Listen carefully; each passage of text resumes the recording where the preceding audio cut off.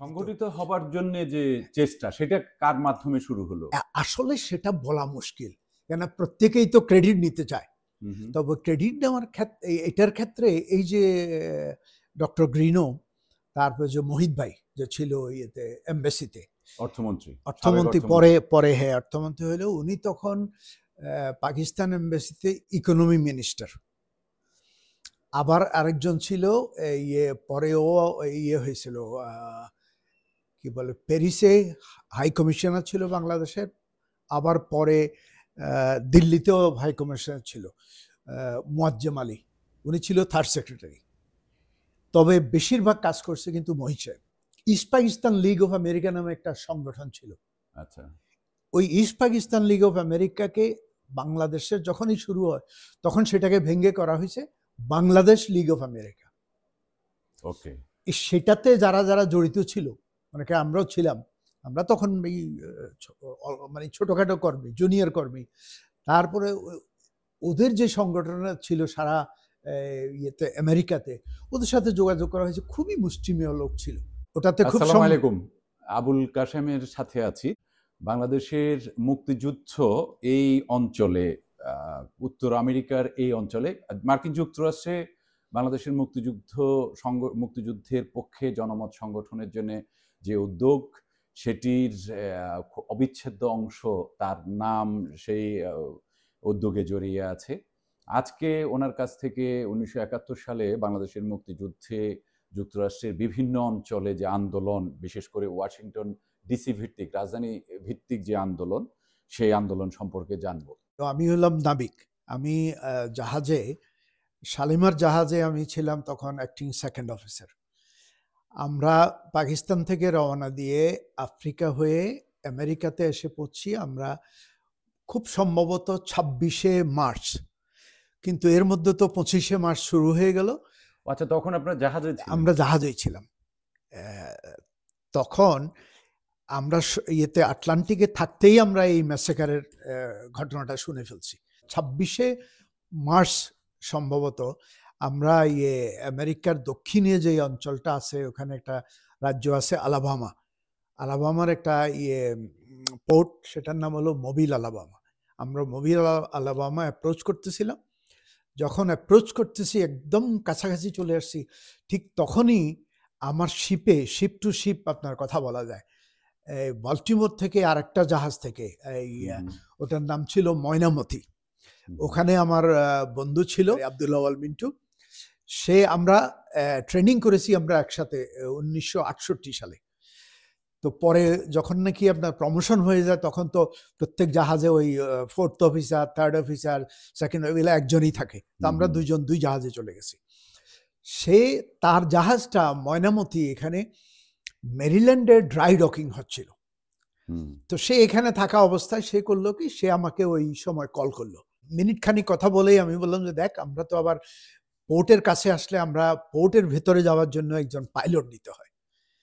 তা আমি বললাম যে কি, আমাকে পাইলটকে রিসিভ করতে হবে, তুই এক কাজ কর, আগামীকাল আমাদের এখানে একটা বন্ধু ছিল, তাদের বাসায় গিয়ে থাকবি, আমি 10টা 11টার সময় কল করব। তখন সে জানতে চাইছে যে কি, দোস্ত বাংলাদেশে তো এই অবস্থা, এখন আমরা কি করি। তারপরের দিন আমি মিন্টুকে কল করলাম, মিন্টু ঠিক ওখানে ছিল। তারপর দুজনে আলাপ করলাম, আলাপ করে বললাম যে কি দেখা যাক। আমি বললাম যে আমি তো 2-3-4 দিনের মধ্যে বাল্টিমোর এসে পৌঁছবো।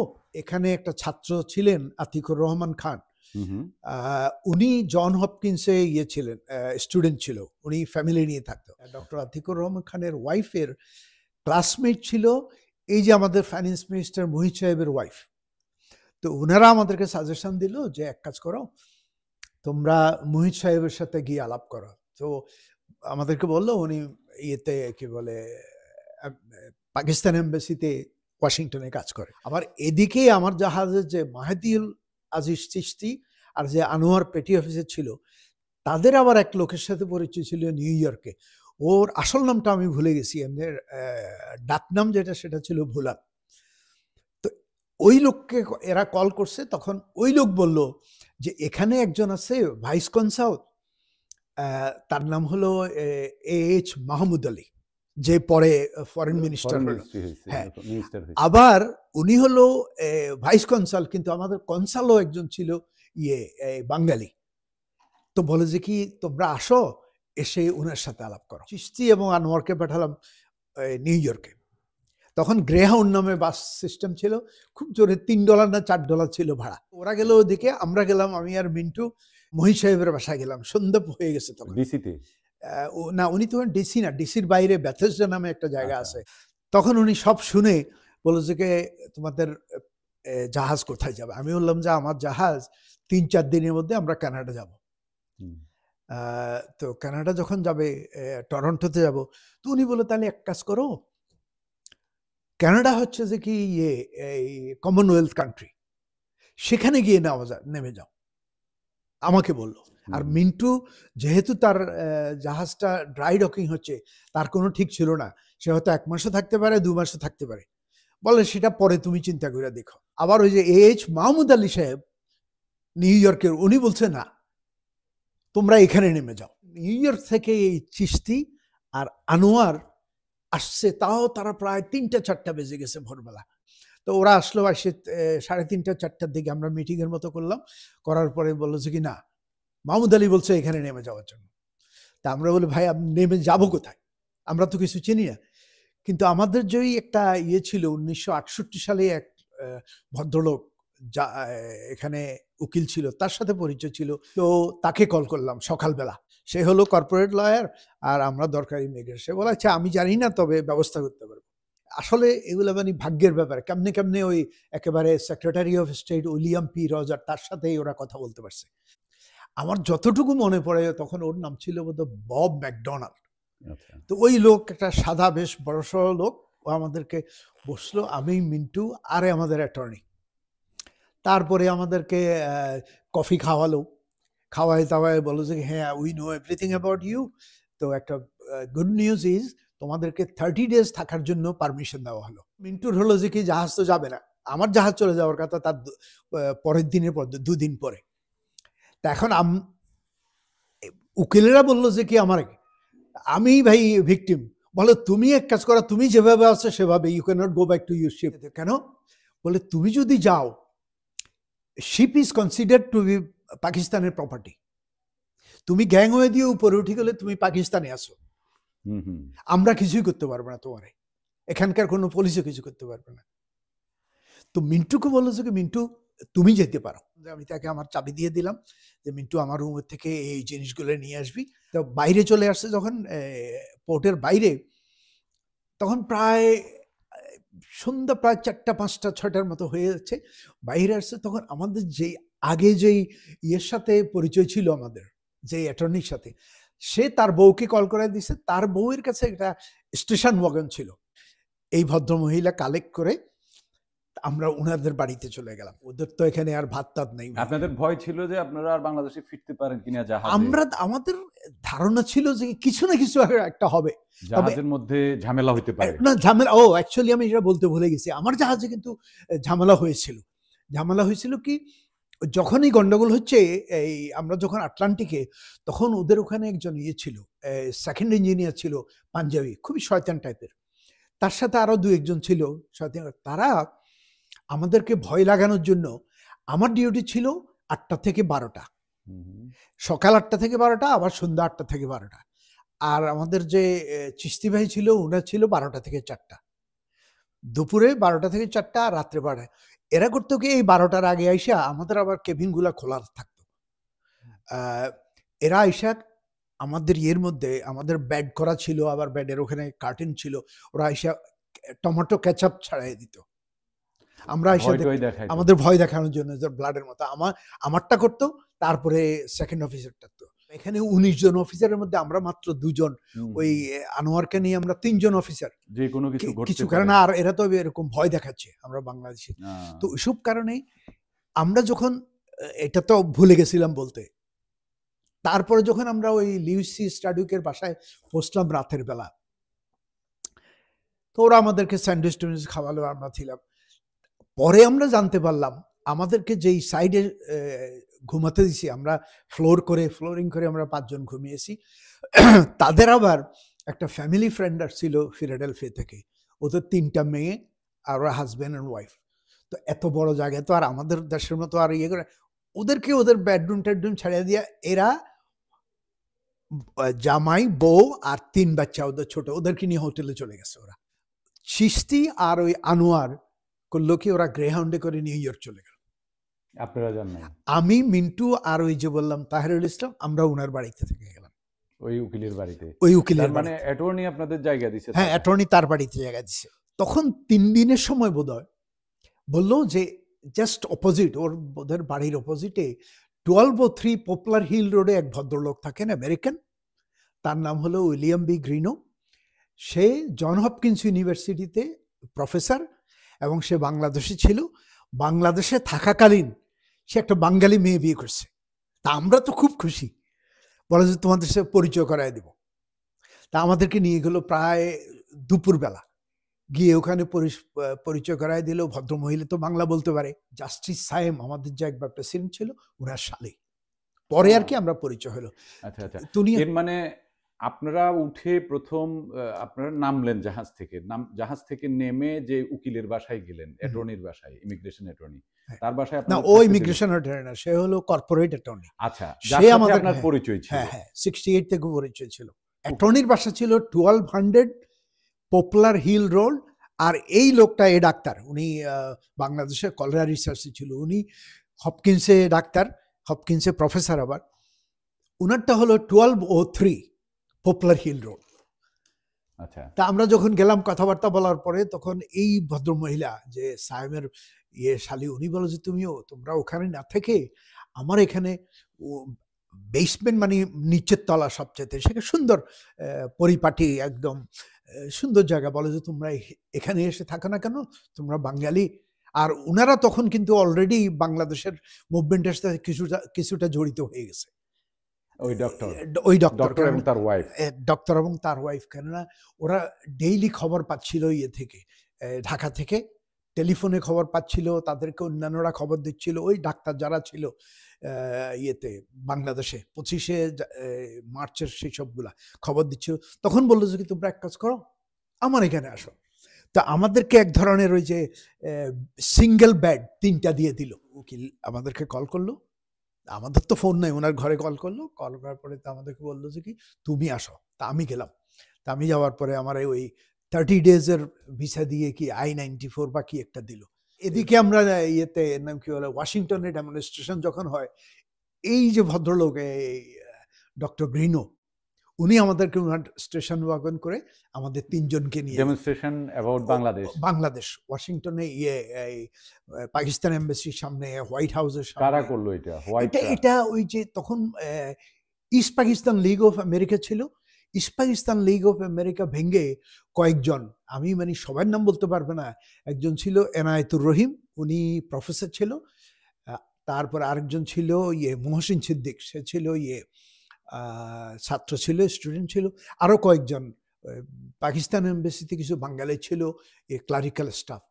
তো ওরাও মানে খুব ভয়ে ভয়ে যেত আর কি ইয়েতে। আর অনেক ছাত্র ছিল, কিন্তু ছাত্ররা ভয়ে ডেমনস্ট্রেশনে যোগ দিত না, কেননা তারা তো স্কলারশিপ পেত পাকিস্তান এমবাসি থেকে। আর পাকিস্তান এমবাসি তো স্পাই, আমাদের যেখানেই আমরা করতাম, স্পাইং করতো। হ্যাঁ, ওরা স্পাইং করতো, আমরা শিওর ছিলাম, আমাদের ইন্টারভিউ নিয়েছে। তো আমি বোধহয় জীবনে এত মিথ্যা কথা বলে নাই তখন যত মিথ্যা কথা বলছি। আপনি জাহাজ থেকে নামলেন, খুব বেশি দিন হলো না আন্দোলনটা দেখলেন, মাত্র কয়েকদিনের মধ্যে। তখন তো যেটুকু ভূমিকা আপনি নিলেন, সে তো একদম মানে নেতৃত্বের দিকে চলে গেছে আপনার ভূমিকা। না, ব্যাপারটা হলো যে কি, আমরা যদি ওই যে সায়েম সাহেবের ওয়াইফের সাথে পরিচয় না হতো, তাহলে কিন্তু আমরা কোনো অবস্থাতেই জানতাম না। হ্যাঁ, কারণ ওনারা তো অলরেডি এটার সাথে জড়িত হয়ে গেছে। 25শে মার্চের আগে থেকেই যারা বাংলাদেশে কলেরা রিসার্চের সাথে জড়িত ছিল, যেসব ডাক্তারগুলা, ওরা একজনের সাথে ওদের কানেক্টেড ছিল। ঢাকা থেকে ওরা পাচ্ছিল, আর ঢাকা থেকে তো ওদেরকে বাইর করে দিল। ওখানে যেসব ডাক্তার ছিল, তার মধ্যে একজন খুবই ভালো ভূমিকা নিয়েছিল, তার নাম ছিল জন রোডি, তার বউয়ের নাম ছিল ক্যান্ডি রোডি। বাংলাদেশে ছিল 25 তারিখের পরে 26 তারিখে সে ক্যামেরা নিয়ে বাইরে অনেক ফটো উঠিয়েছে সে, কিন্তু তাদেরকে যখন বের করে দিচ্ছিল এই তখন বোধহয় কি একটা ইন্টারকন্টিনেন্টাল হোটেল ছিল সেখান থেকে, তখন তাদের থেকে এই ইয়েগুলা ছবিগুলা নিয়ে নিয়েছিল পাকিস্তান আর্মি। তারা বোধহয় ইয়েতে গেছে, ইন্ডিয়া গেছে, ইন্ডিয়া থেকে এখানে আসছে। তো ওদের সাথে যোগাযোগ করে এরা এখানে অলরেডি মানে কিছু একটা করার চেষ্টা করতেছিল এই ভদ্র ডক্টর গ্রিনোর নেতৃত্বে, কারণ উনি তো সিনিয়র ছিলেন। উনি 1962 সাল থেকে 1965 পর্যন্ত বাংলাদেশে উনি এই কলেরা রিসার্চের ডাইরেক্টর ছিল। তো অন্যান্যরা ওনার অধীনে ছিল। আরেকজন ছিল ডক্টর ডেভিড নালি, নামে অনেকের নাম মনে আছে। একজন ছিলেন ডক্টর হার্শন, পরে অবশ্য ওদের সাথে আমাদের পরিচয় হলো। তারা doctor Richard cash, doctor carpenter, এরকম কয়েকজনের সাথে পরিচয়। আর ওনারাও নেতৃত্বে ছিলেন, কিন্তু মূল উদ্যোগটা নিছেন মোহিত সাহেব। না, মূল উদ্যোক্তা এখানে তো বিভিন্ন দিকে কাজ করছে, এককভাবে একজনকে নাই। যেমন আমেরিকান সাইডটা এই গ্রিনো, কেননা আমেরিকানদেরকে ছাড়া আমরা কোনো কারো কাছে যেতে পারতাম না। মোহিত সাহেব দিচ্ছিল, সব দিকের খবর নিচ্ছিল। আমেরিকানরা এবং আমরা কয়েকজন বাঙালি মিলে ওই যে ইস্ট পাকিস্তান লিগ অফ আমেরিকাতে আমরা করে ফেললাম বাংলাদেশ লিগ অফ আমেরিকা। তো সবাই সমন্বয় করে ওয়াশিংটনে একটা ছোট্ট একটা রুম নেওয়া হলো, ওটার নাম দেওয়া হলো বাংলাদেশ ইনফরমেশন সেন্টার, আমরা সংক্ষেপে বলতাম বিক। তো সবাইকে জানানো হলো যারাই ওয়াশিংটনে আসতো তারা ওই বিকে আসা ইয়ে করত, এই সম্মিলিত হতো। সেখানে একজন ছিল বাঙালি, সে ছিল কোঅর্ডিনেটর, আর একজন ছিল আমেরিকান ডেভিড ব্রডনেট নাকি ওর নাম ছিল, আর ওর নাম ছিল কাইসার জামান। বেচারা ডান হাত নাকি বাম হাত তার ছিল না, অর্ধেক ছিল। হি ওয়াজ মানে আমাদের কোঅর্ডিনেটর। ওয়াশিংটনে যখনই কোনো ডেমনস্ট্রেশন হতো আমরা যেতাম। আবার সন্ধ্যার সময় অনেক সময় গিয়ে আমরা এই যে বাংলাদেশ ইনফরমেশন সেন্টারে গিয়ে আমরা ইয়ে করতাম, এনভেলপ স্টাফিং বলে সেটাকে। ভেতরে আমাদের কিছু যা বলার থাকে সেটা মনে করেন ডক্টর গ্রিনো বা আরো কয়েকজনে মিলে ড্রাফট করতো, সেটাকে আমরা এনভেলপে করে সিল করে স্টাম্প লাগিয়ে মেইল করতাম বিভিন্ন জায়গায়। আমি বিশেষ করে ইয়েকে পাঠাতাম, কংগ্রেসম্যান বুঝছেন না, 400 কতজন ছিল কংগ্রেসম্যান, 100 জন ছিল সিনেটর। সবার কাছে তো আমরা যাইতে পারি নাই। আর এর মধ্যে একটা জিনিস ছিল, এই বিকজ অফ ডক্টর গ্রিনো, কলেরা রিসার্চে যে বললাম জনি রোডির মেডিকেল স্টুডেন্ট থাকা অবস্থায় তার রুমমেট ছিল একটা ছেলে, ডাক্তার পড়তেছিল।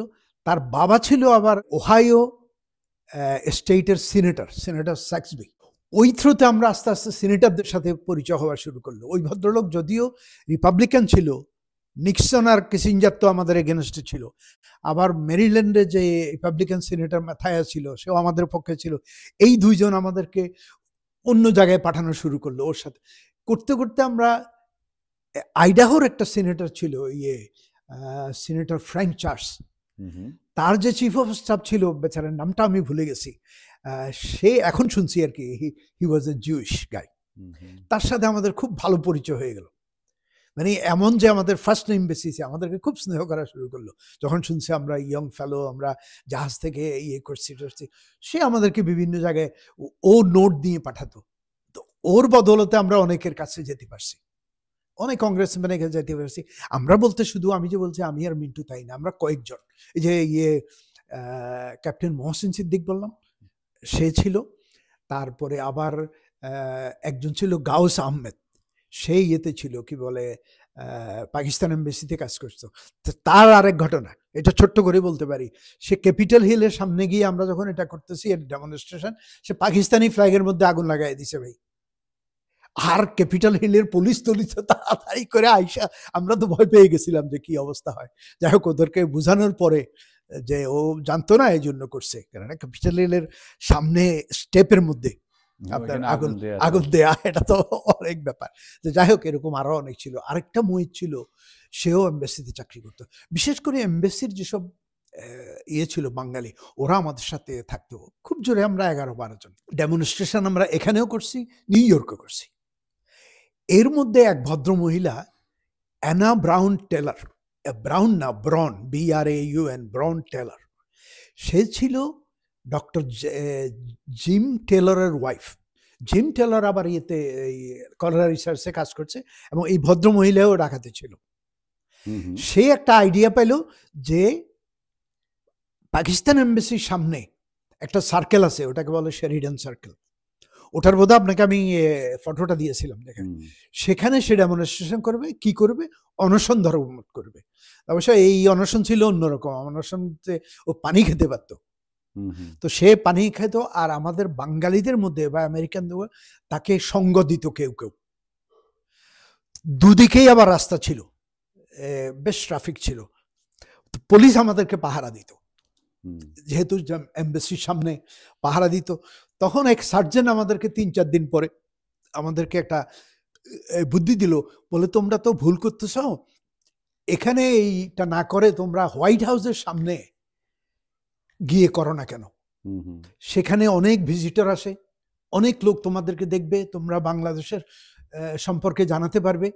এই তখন আনা টেলার, আরেকজন ছিল ডক্টর ডেভিড নালিন, সে আরেকজন ছিল ডক্টর কার্পেন্টার, এই ডক্টর গ্রিনো, আমরা সহ মিলে বললাম যে that's a very good idea. আমরা একদম 200-300 ফিটের মধ্যে পেনসিলভেনিয়া অ্যাভিনিউ, তো আপনি জানেন হোয়াইট হাউস 1600 পেনসিলভেনিয়া অ্যাভিনিউ, তার উল্টা সাইডে এই পার্কটা লাফায়েত পার্ক, আমরা সেখানে শুরু করলাম। এভরি সিঙ্গেল ডে আমরা এখানে অনশন করতাম। যারা বাইরে একটা প্রোগ্রাম থাকতোই আপনাদের, আমাদের থাকতো, আমরা ছিলাম, আমরা যেদিন যেতে পারতাম যেতাম, মোটামুটি লোকজন আসতো, বাঙালিরা কেউ পারলেও 5 মিনিট 10 মিনিট, মানে খুব কম বাঙালি ছিল। ওই যে বললাম স্টুডেন্ট যারা ছিল তারা কিন্তু ডেমনস্ট্রেশনে আসতো না, ভয়ে। একদিন আমি, এই যে বললাম সায়েম সাহেবের শালি এবং আনা, আমরা 3 জন অনশন করতেছি। ওই যে বললাম একজন ওর সাথে দিত, সঙ্গ দিত, তা আমরা সেদিন তাকে সঙ্গ দিচ্ছিলাম। এই সময় ওয়াশিংটন পোস্টের এক জার্নালিস্ট আসলো, সে এসে আমাদের ফটো নিল, নিয়ে আমাদের সাথে কথা বললো, আমার সম্পর্কে জানতে চাইলে আমার সম্পর্কে আমি বললাম। তারপরে সে দেখি সেটা আবার পেপারে ছাপিয়ে দিয়েছে। পরের দিন সেটা পেপারে আমাদের ফটো সহ এসে গেল, আমাদেরকে অন্যরা কাটিংগুলো আমাদেরকে দিল। আচ্ছা, এর মধ্যে আমি বলতে ভুলে গেছি, আমি যখন ডক্টর গ্রিনো বাসায় ছিলাম তখন এখানে পত্রিকা ছিল, বল্টিমোর সান নামে একটা পত্রিকা ছিল, আর একটা ছিল নিউজ আমেরিকান। বল্টিমোর সানের এক জার্নালিস্ট ওই ডক্টর গ্রিনোর সাথে পরিচয় ছিল। তো এখানে কে আগে নিউজ পাবে সেটার জন্য করতো, তো ওকে ধরছে। ওই লোকটার বাড়ি ছিল সুইডেন, আমার মনে আছে। তো সে ডক্টর গ্রিনোর ওখানে গিয়ে আমার ইন্টারভিউ নিল, কারণ আমার কাছে তো পেপার টেপার ছিল, তো এবং ওইটাতে লেখা ছিল যে I was the spokes person for the group. এভাবে করতে করতে আমরা সেখানে কন্টিনিউস করলাম। আবার এদিকে নিউ ইয়র্কে পাকিস্তান এমবাসির সামনে বিক্ষোভটা সবচেয়ে বেশি হয়েছে ওয়াশিংটন ডিসি কেন্দ্রিক। ওয়াশিংটন থেকেও নিউ ইয়র্কে বেশি বড় হতো। আচ্ছা, নিউ ইয়র্কে বাঙালি অনেক ছিল, আর তবে বাঙালিদের মধ্যে বেশিরভাগ ছিল তখন রেস্টুরেন্টে কাজ করতো। 71-এ কিন্তু ওয়ার্কিং ক্লাস পিপল। নিউ ইয়র্কে যত ইন্ডিয়ান রেস্টুরেন্ট ছিল মেজরিটি ছিল বাঙালি ওনার, এবং বেশ কিছু ছিল সিলেটের। আর একজন ছিল এই ঢাকার কি বলে খ্রিস্টান, পিটার গোমেস, তার একটা রেস্টুরেন্ট ছিল, নাম ছিল কাশ্মীর।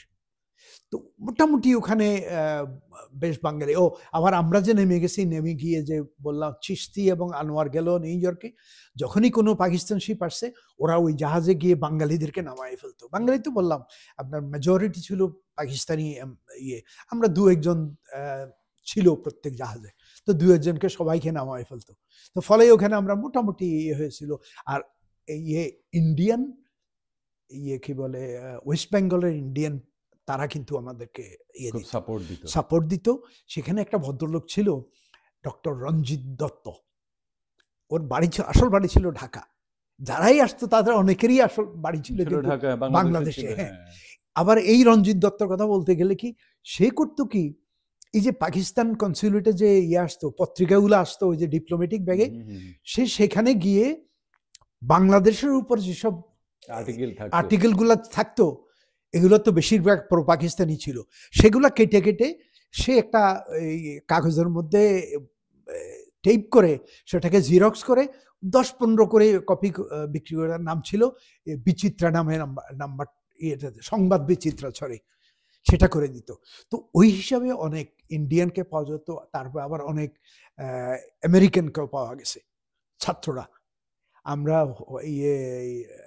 ইউএনওর সামনে কি বলে ডেমনস্ট্রেশন করতে, একবার তো আমার মনে আছে, আমার মনে হয় এটা 64 স্ট্রিটে ইন্ডিয়ান এম্বাসির ছিল, এই ইন্ডিয়ান কনসুলেট ছিল, সেখানে আমরা ডেমনস্ট্রেশন করে আমরা হেঁটে হেঁটে গিয়ে 42nd স্ট্রিটে সামনে ডেমনস্ট্রেশন করছি।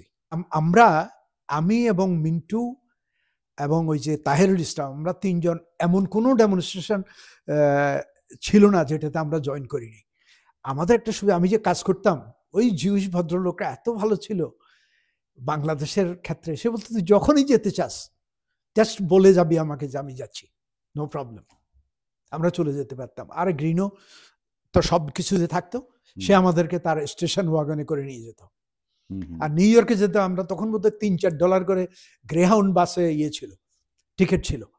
আর আমরা গিয়ে থাকতাম আমাদের বন্ধুদের বাসায়, একটা স্ট্রিট খুব নাম করা ছিল ডেলান্সি স্ট্রিট, সেখানে কিছু বাঙালি থাকতো, তো ডেলান্সি স্ট্রিটে আমরা থাকতাম। থাকে আমরা ওখানে 2-4 দিন থেকে আমরা আবার চলে আসতাম। বেসিক্যালি এই ধরনেরই আমরা করছি। তো সেখানে কতগুলো উল্লেখযোগ্য ভূমিকা আসলে এগুলো বলা দরকার। যেমন বাংলাদেশ লীগ অফ আমেরিকার তখন যে প্রেসিডেন্ট ছিলেন, ওনার বাড়ি ছিল সিলেট, এবং ওনার নাম হলো কাজী শামসুদ্দিন আহমেদ। ওনার একটা রেস্টুরেন্ট ছিল bit of Bengal. Bit of বেঙ্গলে কিন্তু আমরা অনেক মিটিং করেছি, রাত্রেবেলা মিটিং হতো ওনার রেস্টুরেন্ট বন্ধ হওয়ার পরে। ঠিক তখনই আবার আরেক ভদ্রলোক ছিল, ওর নাম ছিল রিয়াজ। এই রিয়াজ আবার একটা রেস্টুরেন্ট শুরু করলো 46 স্ট্রিটে মিড টাউনে কোথায়। সে আবার ডিক্লার দিয়ে দিল, যাদা মানে খেতে চাও আমার রেস্টুরেন্টে সে খাবে ফ্রি। আমরা তো ভাই সেই অফার লুফে নিলাম। সে মাছ কিনে আনতো, রুই মাছ, ওটা সেটা থেকে সেখানে অনেক দিন ছিল। সে একটা পুয়ের্তোরিকান লাটিনাকে বিয়ে করছে, বুঝছেন। তার বউটার নাম ভুলে গেছি, তার একটা মেয়ে ছিল, তার নাম ছিল সুফিয়া, ছোট। অনেক পরে জানতে পারছি সে ছিল সিলেটে যে মেয়র ছিল এই সময়, জিয়াউর রহমানের সময়, মেয়র বাবুলের ভাই।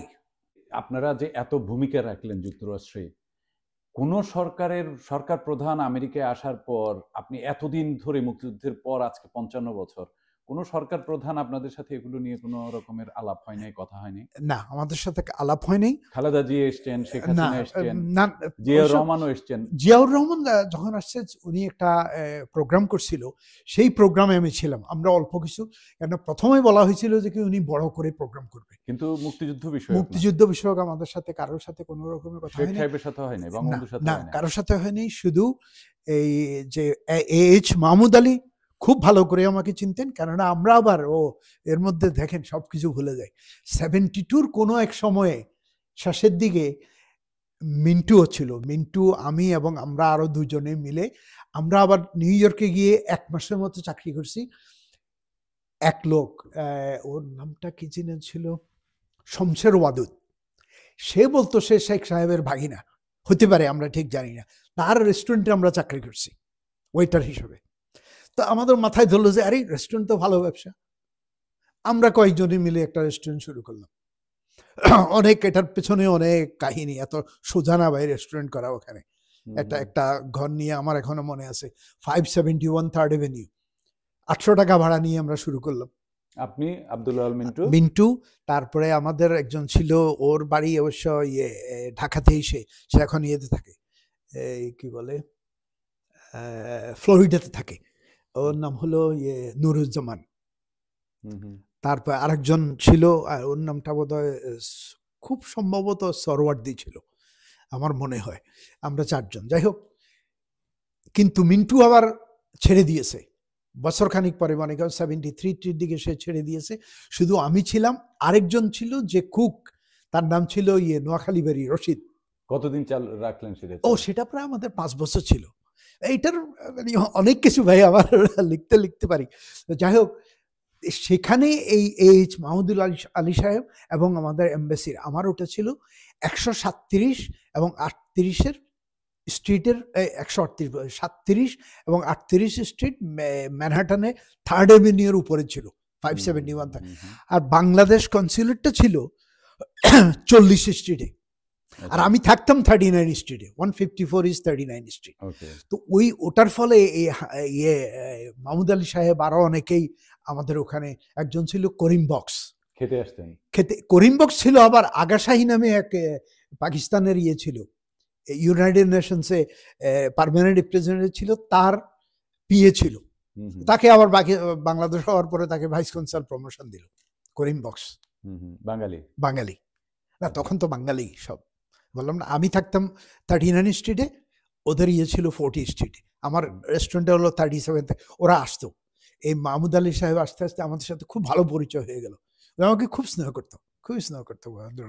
এবং যখনই 72-তে বোধহয় পাসপোর্ট আসা শুরু করলো, সে আমাকে প্রথম করছে যে কাশেম আসে পাসপোর্ট নিয়ে যান। বাংলাদেশ পাসপোর্ট, ও অনুভূতি তো অন্যরকম। আই স্টিল হ্যাভ ইট, আমার এখনো ওনার সাইন করা ওটা আছে। অনেক, আমি যেটি ফোকাস দিতে চাইছিলাম সেটা হলো আপনারা যে এত কষ্ট করলেন, এত কিছু করলেন, স্বীকৃতি কোথাও থেকে মিলে না। আসলে কিন্তু বড় সবচাইতে আশ্চর্য, দেখেন আমাদেরকে তো মানে মনে করতো যে কেউ জাস্ট ছোটখাটো কর্মী, স্বীকৃতিটা পেয়েছে। যেমন মনে করেন মহিষ সাহেব পেয়েছে, তারপরে এই যে আপনি দেখলেন তো এই যে গ্রিনো পেয়েছে, আর গ্রিনোদের সাথে এমন কাকেও দিয়েছে বলে আমার মনে নেই, আমার মনে হয় না আর কি। বা এমন ডক্টর আলমগীর নামে এক লোক নিউ ইয়র্কে আমাদের সাথে জয়েন করছিল, উনি প্রথম অবস্থায় ছিল না, উনি 71-এর মাঝামাঝি সময় উনি হার্ভার্ড না কোথা থেকে উনি ডাক্তারি পাশ করে উনি ওই নিউ ইয়র্কে আমাদের সাথে জয়েন করছিল। আপনি আব্দুল ওয়াল, মিন্টু, আরো যে কজনের নাম বললেন, এই কোর লোক কয়েকজনের নাম আপনার কার কার নাম মনে আছে? আমার তো মনে করেন ওই যে বললাম একজন ভুলান ছিল, ভুলানের নাম ছিল এমনি বোধহয়, তার ডাক নাম ছিল ভুলান। আরেকজন ছিল আমরা বাদলদা বলতাম, বাদল রয় বোধহয় ওনার নাম, হিন্দু, বাংলাদেশি হিন্দু ছিল। তারপরে আর আসলে সবার কিছু ভুলে গেছি এদের ওই আরো ছিল, একজন ছিল খালেদ, ওনার পুরা নাম জানি না। এখানে কারা কারা ছিলেন? এখানে আপনি যেটি বলছিলেন যে ওয়াশিংটনে একটা গ্রুপ দূতাবাস থেকে বের হয়ে গেছে, হ্যাঁ, তো ডিফেক্ট বলে বোধহয়, ডিফেকশন বেশিরভাগ ডিপ্লোমেটরা ডিফেক্ট করে নাই, তখনও ছোটগুলা ডিফেক্ট করছে। ডিফেক্টের মধ্যে আছে মোহিত সাহেব আছেন, ওই যে না মোহিত সাহেব এই যে ফাইন্যান্স মিনিস্টার, উনি কিন্তু তখনও ডিফেক্ট করেন নাই, কিন্তু জড়িত ছিল কিন্তু আরেকজন ছিল মোহিত চৌধুরী, উনি। তারপরে আরেকজন ছিল কি বলে, ওর নাম ছিল মুশতাক। আচ্ছা, তার মানে 3 জন আপনারা পেলেন ওইখান থেকে? না, আরো কয়েকজন পেয়েছি, ওদের পুরান গুলোর নাম নাই। একজনের নাম ছিল মুশতাক বোধহয়, তারপরে আরেকজন ছিল, ওর নামটা আমার মনে যায়, ফজলুল কি যেন, ফজলুল বাড়ি, সরি ফজলুল বাড়ি। কিন্তু এই ফজলুল বাড়িকে কিন্তু আমরা তেমন পাত্তা দিতাম না, সে একটা পাকিস্তানি মেয়েকে বিয়ে করছিল, তো সেই কারণে মনে হতো যে, ফলে সে যখন আসতো আমরা সবাইকে বলতাম, মানে আমাদের এইসব নিয়ে আলাপ করবো, স্পাই মনে হতো। আপনারা দূতাবাসের বাইরের লোকজন, আপনি ছিলেন, তারপর মিন্টু ছিলেন, তাহেরুল ইসলাম, ওই যে বললাম ডক্টর মহসিন সিদ্দিক, এনায়েতুর রহিমের বউ ছিল পাকিস্তান আমেরিকান জয়েস, কায়সার জামান ছিল, যার বললাম যে আমাদের বাংলাদেশ ইনফরমেশন সেন্টার চালাতো। আর মাঝে মধ্যে আমাদের মনে করেন শিকাগো থেকে, তারপর মিজোরি থেকে, বিভিন্ন জায়গা থেকে লোক আসতো। কিন্তু আমাদের একটা লিস্ট করা হয়েছিল, এখানে যারা আসবে তাদের কাজ কি কি, তারা কিভাবে কোথায় গিয়ে কার সাথে দেখা করবে। পদ্মা জাহাজকে এখানে যে করছি, ব্লকেট করলাম, সেটা জুলাই মাসে। পদ্মা জাহাজটা পাকিস্তানি জাহাজ ছিল? পদ্মা জাহাজটা হচ্ছে কি, আপনি নিউ ইয়র্ক থেকে লোড করে, সেটা কিন্তু মনে করেন দিকে, জুন জুলাইয়ের দিকে। এর মধ্যে তো অনেক ঘটনা ঘটতেছে, আমরা এখানে চেষ্টা করতেছি কিভাবে পাকিস্তানি জাহাজে কোনো আর্মস এমিউনিশন না যায়। তারপর সিনেটে ওরা চেষ্টা করতেছিল এটাকে বন্ধ করার জন্য, কিন্তু আমাদেরকে বলা হয়েছিল যে এই আর্মস এমিউনিশন গুলা আগের করা, মানে চুক্তি করা সেগুলা। তারপরেও আমরা চেষ্টা করছি, আমরা ভাই আমার না আইডিয়া কেম ফ্রম একটা কোয়েকার গ্রুপ নামে একটা শান্তি পিসের পক্ষে একটা গ্রুপ আছে ফিলাডেলফিয়াতে, এবং তাদের সাথে যোগ দিয়েছে। এখন অবশ্য আছে একজন মজহারুল হক নামে। মজহারুল হক হলো বহু পুরানা মানুষ, ইঞ্জিনিয়ার, উনি বুয়েট থেকে পাশ করছিল, পাকিস্তান আমল থেকে এখানে। এই পদ্মা জাহাজ শোনা গেল যে নিউ ইয়র্ক থেকে আসতেছে বাল্টিমোরে এসে এখান থেকে আর্মস মিউনিশন নিয়ে পাকিস্তানের দিকে যাবে। পদ্মা মানে পাকিস্তানি জাহাজ। ওই পদ্মা যে আমিও সেই কোম্পানিতেই চাকরি করতাম, আমরা ন্যাশনাল শিপিং কর্পোরেশন ছিল। তো এই ফিলাডেলফিয়ার ওই লোকগুলা কোয়েকার গ্রুপ, ওদেরকে এই মাজহারুল সাহেব জড়ালো আর কি। এরা তো পিসের জন্য কাজ করে, কোয়েকার গ্রুপটা অলওয়েজ পিসের জন্য কাজ। তো তাদের ওখানে নাকি একবার যখন মিটিং হলো, তখন এক লোক বললো যে আমরা কাজ করতে পারি না, আমরা মাইন লাগাই এগুলাকে, জাহাজগুলাকে ধ্বংস করে দিতে পারি না। তো তখন ভাই এটা কি সম্ভব? আমাদের তো মাইনটাই কোথায় পাবো? আমি তো তাতে ছিলাম না, এটা ফিলাডেলফিয়াতে হয়েছে। তারপরে ওরা বললো যে কি, কথাবার্তা বলতে বলতে somehow they came up with the idea যে বাংলাদেশ নেভি গঠন করবে। তো বাংলাদেশ নেভি আমরা ভাই জাহাজ কোথায় পাবো? ও ছোট ছোট যে আমরা দেশের ডিঙ্গি বলি, কেন বলি, ওগুলা দিয়ে করবে। তো ওরা প্রস্তুতি নেওয়া শুরু করলো। ওদের হেড ছিল ডিক টেলার, রিচার্ড টেলারকে ডিক টেলার বলে। আর তার বউর নামটা ছিল বোধহয় খুব সম্ভবত ওয়েন্ডি টেলার। তারাই বেশি জড়িত ছিল। তো তারা প্ল্যান করলো যে জাহাজ তো পাকিস্তান থেকে এখানে আসবে, কয়েকদিন লাগবে, 7-8 দিন লাগবে। তো ওরা এখানে ডেমনস্ট্রেশন করবে। তো এসে ডেমনস্ট্রেশন করবে, আর ওটাকে করবে, ওই বাংলাদেশ নেভি যে ডিঙ্গিগুলা দিকে ওদেরকে আক্রমণ করবে। আক্রমণ মানে এটা প্রতীকী, সিম্বল, মানুষকে জানানোর জন্য। কেন অনেক নিউজ পেপারের লোক আসবে, অনেক, আমরা আবার সবাইকে জানাই দিছি। যেদিন আসার কথা ছিল সেদিন আসাই। আমরা তো ডেমনস্ট্রেশন করতেছি, আবার ওখানে আপনি দাঁড়ায় থাকতে পারবেন না। ওই পোর্টের সামনে আপনি যদি ডেমনস্ট্রেশন করেন, you have to walk around. তা আমরা প্লে কার্ড নিয়ে আমরা অনেকেই, বেশিরভাগ আমেরিকান ছিল, এই কোয়েকার গ্রুপে ছিলাম। আর দুপুরবেলা আমার মনে আছে ভাই, আনবিলিভেবল এগুলা, এই কিছু বয়স্ক ভদ্র মহিলা 65-70 যারা, তারা স্যান্ডউইচ বানায়। আমরা তো ওদেরকে বলছি আমরা মিট খাবো না হালাল না হলে, আমাদের জন্য নিয়ে আসতো, এগ স্যান্ডউইচ বা ওই স্যান্ডউইচ সেই স্যান্ডউইচ নিয়ে আসতো মনে আসতো। সেদিন তো আসেনি। আমরা আবার খবর নিতে পারতাম। আপনি এখানে ওই পাইলট অ্যাসোসিয়েশনে খবর করতে বলতে পারেন, আবার পেপারেও আসতো কোন দিন কোন জাহাজ আসতেছে। আর এই যে বাল্টিমোরের যেই বন্দরে আসতো, যেখানে ওই বন্দরে আসতে হলে আটলান্টিক থেকে প্রায় 150 মাইল এই ভেতরে হলো এই বাল্টিমোরটা। তো ওই জন্য ওদের পাইলটের দরকার ছিল। তা আমরা খবর পেতাম, পাইলটদেরকে কল করলে ওরা বলে দিত যে কোন কোন জাহাজ কোন দিন আসতেছে। তা আমরা খবর পেলাম যে পদ্মা এদিন আসতেছে। আর এর মধ্যে আবার দেখেন একটা, এর মধ্যে হচ্ছে কি, পদ্মা জাহাজটা চেনাব, বাঙালির নাম হলেও পদ্মা, পাকিস্তানের চেনাবের নদীর উপরে আর একটা জাহাজ, এই জাহাজগুলো যুগোস্লাভিয়াতে বানিয়েছে। এই দুটো শিপ ছিল সিস্টার শিপ। এবং 1968 সালে আমি জুলাই আগস্টের দিকে এই চেনাব জাহাজে আমি ডিউটি অফিসার ছিলাম অল্প কিছুদিন। ডিউটি অফিসার থাকার ফলে আমি তো এই পদ্মা জাহাজ আর এটা একেবারে ডিটো কপি জানতাম। তো আমাদের একজন, আমি এর নাম বলবো না, সে আমাকে বললো যে একটা কাজ করো, এই জাহাজের ইঞ্জিন রুমে কিভাবে যেতে হয় সেটা একটা ড্রয়িং করে দাও। এতে স্বাভাবিক ব্যাপার, বুঝছেন না? তা আমি ড্রয়িং করে দিলাম। তা আমি জিজ্ঞেস করলাম কেন, আমরা তো ভাই অত কিছু বুঝি না। সে আমাদেরকে যা আইডিয়া দিল যে ওরা করবে কি, এই জাহাজটার ভিতরে গিয়ে ইঞ্জিন রুমটাকে বিকল করে দেবে, যাতে নাকি এটা করতে না পারে, ছাড়তে না পারে, এখান থেকে চলে যেতে না পারে। তা আনফর্চুনেটলি আমরা তখন ধারণা ছিল আমাদের এখানে পয়সা দিলে কালোদেরকে পাওয়া যায়, অনেক কিছু করানো যায়, তাহলে অবশ্যই ওটা বোধহয় কিছু করবে। কিন্তু শেষ পর্যন্ত হয় নাই। তো আমরা বলতাম যে বিড়ালের গলায় ঘন্টা বাঁধাবে কে, সেটা করতে পারে নাই। তো সেদিন যখন আসবে, এই জাহাজটা আসবে, তখন আমি, মিন্টু এবং তাহিরুল ইসলাম, আমরা তো ওই কোম্পানিতে চাকরি করতাম, আমরা জানতাম জাহাজের কিরকম কালারের হয়, কিরকম তার ফানেল, মানে এগুলা। তো আমাদেরকে বলা হলো, তখন তো সেলফোন ছিল না, বুঝছেন না? তা আমাদেরকে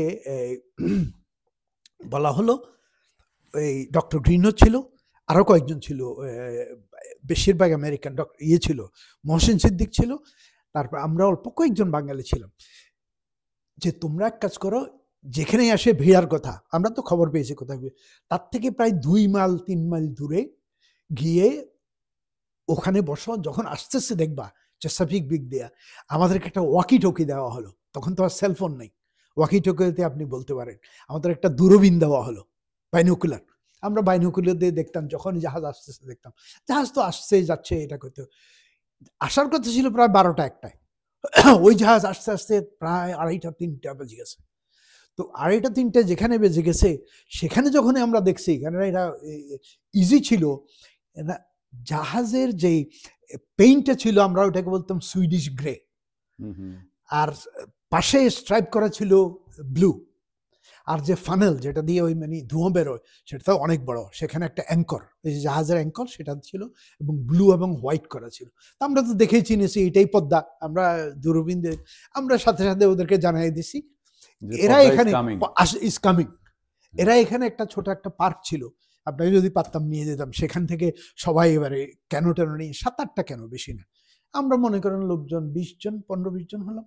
তাহলে মাইন দিয়ে উড়িয়ে দেওয়ার চিন্তা, ওগুলা জাস্ট ওগুলা না, তখন ওরা ঠিক করছে আর কি, মাইনটাই দিয়ে তো সম্ভব না, আমরা এটা করব, ওই যে বাংলাদেশ নেভি করব, করে উইলে টাক, সেটা বাংলাদেশ নেভি করব, সেটাও কোয়েকার গ্রুপের ওদের পরিকল্পনা। এই যে আর ওই যে মাইন দিয়ে উড়িয়ে দেওয়ার সেটাও ওদের একজনে বলছিল সেটা জাস্ট ইমোশনালি বলে ফেলছে, এত টান বাংলাদেশের প্রতি, বাংলাদেশের প্রতি। তো তখন বললো আর কি যে ডিঙ্গি নিয়ে আক্রমণ করবে। তো যাই হোক, আমাদেরকে আবার এই ডক্টর মোহসিন সিদ্দিক, ওর একটা গাড়ি ছিল, ভক্সওয়াগন, বাংলাদেশে ভক্সওয়াগন বিটল একটা, আমার কাছে একটা ফটো আছে, আপনাকে দেখাবো, ওই গাড়িটা আছে কিন্তু ওই ফটোতে, সে আমাদেরকে নামাইও দিল আবার উঠাইও নিয়ে আসলো। তো জাহাজ তো চলে মনে করেন তখন, যখন চেসাপিক বেতে 10-12 মাইল পারিয়ে চলে পার মাইল, তো সে আমাদেরকে নিয়ে আসছে, মানে জাহাজ আসার আগেই আমরা এখানে চলে আসছি। আচ্ছা, তারপরে তো আমরা এই ক্যানোগুলা নিয়ে ছোট ছোট ডিঙ্গি নিয়ে রেডি।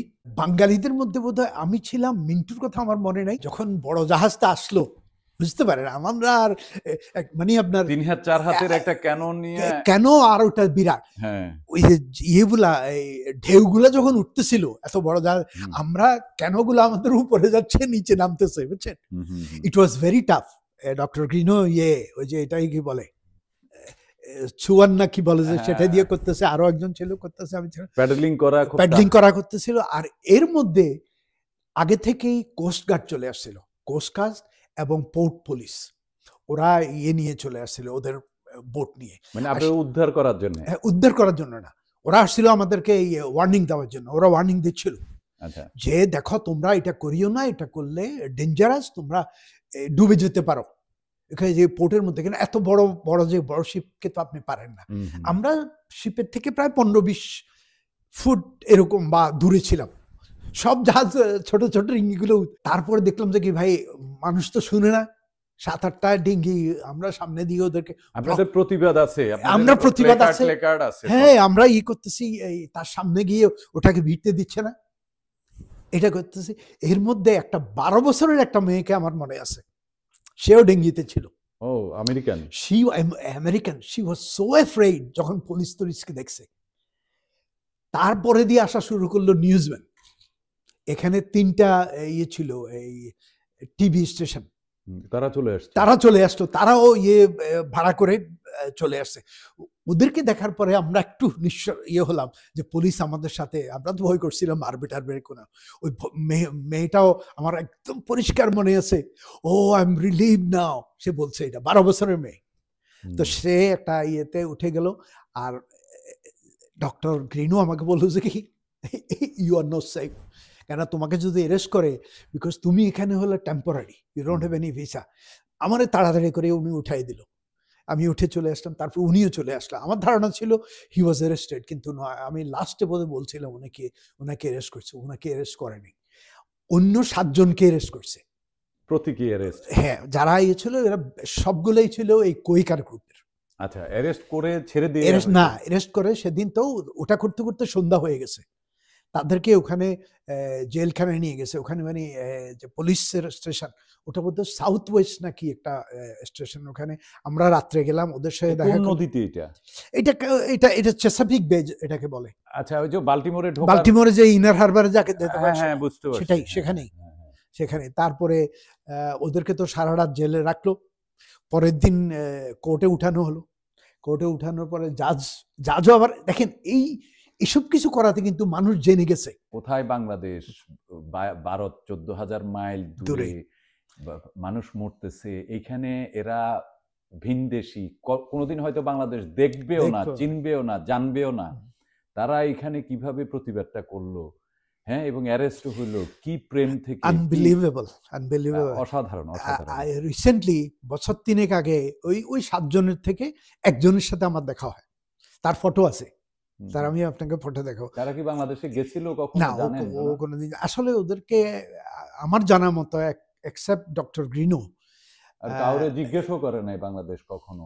না, অসাধারণ আমার যতদূর ধারণা।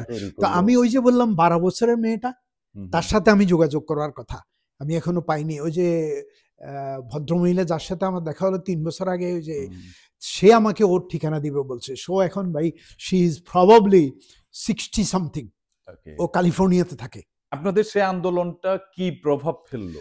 ওটাতে অনেক প্রভাব ফেলছে ভাই। আপনার ওরা কি অস্ত্র নিতে পারছিল? অস্ত্র না, ও সেটা ব্যান করে দিল তো সিনেটে। ওই যে বললাম ফ্র্যাঙ্ক চার্লস, আইডাহোর সিনেটর, প্রতিবাদটা করাতেও একটা কাজ দিয়েছিল। আমরা প্রতিবাদটা করার সেটা দেখেন ভুলে যাই। শুধু সেটা না, তখন আবার এই আমেরিকান গ্রুপটা, আমরাও ছিলাম তার সাথে, ইস্ট কোস্ট লং শোর অ্যাসোসিয়েশনের ভাইস প্রেসিডেন্ট মিস্টার রবিনসন, কেন জানি ভাই আজকে আমার নামগুলো বেশ মনে আসতেছে, এমনিতে মনে, ওর সাথে আমরা দেখা করছিলাম। পরে আমরা ওদের কাছে গেছি যে লংশোরম্যানদেরকে যাতে ওরা কনভিন্স করে যে এই জাহাজ থেকে আর্মস অ্যামিউনিশন নিয়ে গিয়ে বাংলাদেশে আমরা অনেক, লংশোরম্যান মানে কি, যারা কুলি আর কি, যারা ইয়ে করে জাহাজ থেকে, মানে খালাসি, জাহাজ এখানে বলে লংশোরম্যান। ওদের ভাইস প্রেসিডেন্ট, আমার মনে হয় ওর নাম ছিল রবিনসন, তার সাথে গিয়ে এই ডক্টর গ্রিনো আর কয়েকজনে দেখা করছে, বুঝছেন, করে ওদেরকে বাংলাদেশে এই যে লোকদেরকে মারছে টারছে, এগুলো তো সব ফটো চলে আসছে, বুঝছেন না। তো ওদেরকে দেখায় কনভিন্স করার চেষ্টা করছে যে এরা লংশোরম্যানেরা যাতে কোনো পাকিস্তানি জাহাজকে ইয়ে না করে।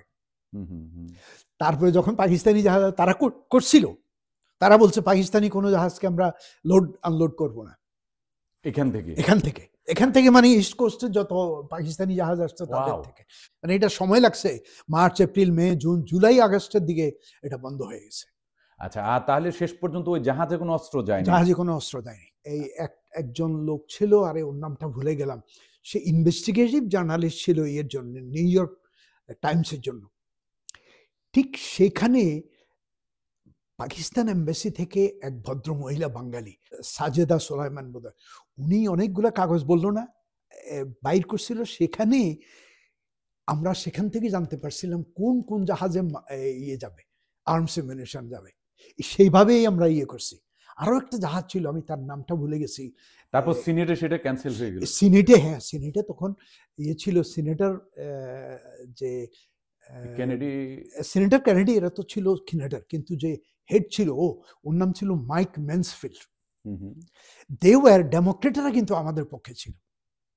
নিক্সন রিপাবলিকান, তারপরে ইয়ে কি বলে কিসিঞ্জার। আবার এখানে জানেন তো, যখন ডেমোক্রেট সিনেটররা ডেমোক্রেটিক প্রেসিডেন্ট হলো, ওদেরকে বেশি সাপোর্ট করে। তো এইভাবে করতে, কিন্তু আমাদের ভাগ্য ভালো হয়েছে, বললাম জনি রোডির ক্লাসমেট ছিল ডক্টর ইয়ে সিনেটর স্যাক্সবির ছেলে, সেই হিসাবে স্যাক্সবি আমাদের পক্ষে আসলো। আর বাল্টিমোরে ওই যে বললাম আমাদেরকে যে ব্যবস্থা করে দিল ইমিগ্রেশনে, চার্লস ম্যাক মাথায়াস, ওই দুজন ছিল ইয়ে আমাদের পক্ষে। আর রিপাবলিকানরা তখন ইয়ে ছিল, এই কি বলে মাইনরিটি ছিল, মেজরিটি ছিল না, তখন মেজরিটি ছিল ইয়ে এই ডেমোক্রেটরা। সেই কারণে আপনারা ডেমোক্রেটরা আমাদেরকে, আমরা, হ্যাঁ, সেজন্য আমাদের সুবিধা ছিল। একজন বাঙালি ছিল যে নাকি আপনার বাংলাদেশের বিরোধিতা করছিল, তার নাম ছিল সিরাজ চৌধুরী। ওই যে বললাম রেস্টুরেন্টের মালিক, সে ছিল, কোহিনুর নামে একটা রেস্টুরেন্ট ছিল 2nd এভিনিউর উপরে, ওটার মালিক ছিল, সে তার ডিশওয়াশার এবং কয়েকজন ওয়েটারকে নিয়ে এই ইন্দিরা গান্ধীর এগেনস্টে সে ইয়ে করছিল, এই ডেমনস্ট্রেশন করছিল। কবে এটা? সেটা ওই 71-এর নভেম্বরে যখন ইয়ে আসলো, ইন্দিরা গান্ধী এখানে যারা ছিলেন এর মধ্যে তাহলে বাংলাদেশের বিরোধিতাও করেছেন বাঙালিরা? বিরোধিতা ওই যে চললাম ওই করেছিল, অল্প কয়েকজন লোক নিয়ে, সিরাজ চৌধুরী। পরে কিন্তু হি বিকেম মানে পুরা খাঁটি বাংলাদেশের পক্ষে, বাংলাদেশ হওয়ার পরে সে একটা বাংলা প্রোগ্রাম করতে চেষ্টা করছিল, বুঝছেন, আমাদেরকে নিয়ে, কিন্তু আমরা ওর সাথে সহযোগিতা করিনি। আমরা যখন যুদ্ধ শুরু হলো তখন আমার মনে আছে এখানে কয়েকজন ইয়ে ছিল, ইন্ডিয়ান ছিল, আমরা ওদের সাথে মোটামুটি জড়িত ছিলাম, আমরা একসাথে হয়ে গেতাম। একজনের নাম ছিল শ্যামল দত্ত, তার একজন ছিল শঙ্কর কি যেন, আরেকজন ছিল অভিনয়, এরকম কয়েকজন বাঙালি, ওয়েস্ট বেঙ্গলের বাঙালি। তো ওদের পূর্বপুরুষেরা অনেকেই নাকি বাংলাদেশ থেকে আসছে, ও বেশ সাহায্য করছে। এই শঙ্কর গুপ্ত যার কথা বললাম, সে আবার খুবই এটাতে ইয়ে ছিল, জড়িত ছিল।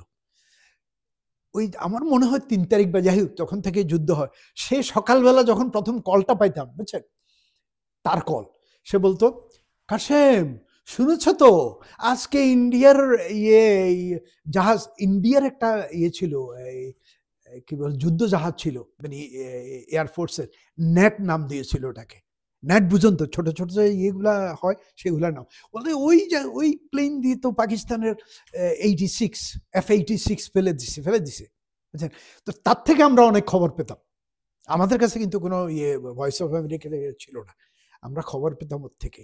তো এটা বলতো যখন স্বাধীন হলো তখন তো আমরা একসাথে, ওই যে বললাম আতিকুর রহমান খান, মুস্তারি খান, উনাদের বাসায় আমরা পার্টি করলাম, এই আমরা সবাই মিলে আর কি তখন মানে ওই যে গানগুলা আপনার মনে আছে তো, যেসব বাংলা বেতার থেকে আমরা সেগুলা খুব শুনতাম, NBC নিউজ, CBS নিউজ, তারপরে ABC নিউজ, এগুলাতে প্রায় ছোটখাটো একটা স্টোরি থাকতো 71-এ।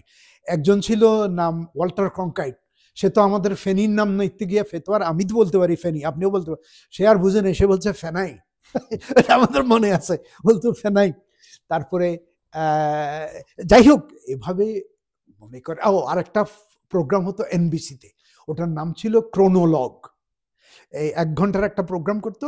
একটা ইয়ে ছিল, জার্নালিস্ট ছিল গ্যারিক কাটলি তার নাম ছিল, সে ওগুলা সংগ্রহ করে আমরা ওইটা দেখার জন্য বসে থাকতাম। সেখানে আমি ঠিক ভুলে গেছি, আইদার জিয়াউর রহমান অথবা ওই যে আরেকজন যে মারা গেল পরে, খালেদ মুশাররফ, ওদের কয়েকজনের ইয়ে ছিল, ইন্টারভিউ তো ওরা ক্যাম্পের মধ্যে যে ছিল, এরা সেটা নিয়ে আসছে। সেখানে যে আপনার ইয়ে ছিল, এই কেচাপ, টমেটো কেচাপ ছিল, সেটার উপরে ওই লোক বলছিল এরা যুদ্ধ করতেছে, আবার এখানে আমেরিকান কেচাপও আছে, আমার সেটা মনে আছে, বুঝছেন। প্রত্যেক বুধবারে সেটা হতো সন্ধ্যার সময়। এগুলো থেকে আমরা খবর পেতাম, খবর যে পেতাম না এমন না, বললাম না আপনাকে, আমরা মানে যোগাযোগ ছিল, টেলিফোন কারো ছিল না, সেলফোন, প্রত্যেকের ঘরে কিন্তু টেলিফোন ছিল। $1.75 করে পেতাম, যা পাইতাম ভাই খাওয়ার পয়সা রেখা বাকিটা করে ফেলতাম, দিয়ে দিতাম ওই যে কাজী শামসুদ্দিন আহমদকে দিয়ে দিতাম। উনি বলছিল এই কলকাতাতে যে একটা হলো, রেডিও স্টেশন হলো বাংলাদেশে বেতার কেন্দ্র, সেটা নাকি এরা ফাইন্যান্স করছে ইয়েদের জন্য, মুক্তি বাহিনীর জন্য। আমরাও তো ভাই সরল দিয়ে দিতাম, অনেক টাকা উঠিয়েছি। আপনাকে তো লাস্ট টাইম দেখেছিলাম জানি না, একটা বাটন তৈরি করছিলাম আমরা 2 রঙে, আমরা বুকের মধ্যে লাগাতাম, আর ওগুলো বিক্রি করতাম, একটা বিক্রি করতাম $1, তাও আমেরিকানরা কিন্তু, আচ্ছা, তাদের কাছে বিক্রি করছি। আবার ঈদের সময় একটা ঈদ কার্ড বানিয়েছিল বাংলাদেশের একজন খুব প্রসিদ্ধ ছিল, শিল্পী ছিল, নামটা ভুলে গেছি আমি। তো ওটাকে আমরা $1 করে বিক্রি করতাম, তাও আমেরিকানদের কাছে বিক্রি করছি করার জন্য মানুষকে, আমরাও কিনছি, কিনে ওটা দিয়ে আমরা এই যে বাংলাদেশ ইনফরমেশন সেন্টার, বেসিক্যালি পয়সাগুলো এই আমেরিকানদের থেকে আসতো। এই যে আমেরিকান ডক্টর গ্রিনো, আমার মনে আছে ওরা একটা আর্টিকেল লিখছিল, ডক্টর গ্রিনো, তারপর বোধহয় রিচার্ড ক্যাশ, আরেকজন ছিল ডক্টর হার্শর্ন, ওরা $500 পেয়েছিল ওই আর্টিকেলটা লেখার উপরে। That $500 went to this BIC, এই মানে বাংলাদেশ ইনফরমেশন সেন্টার।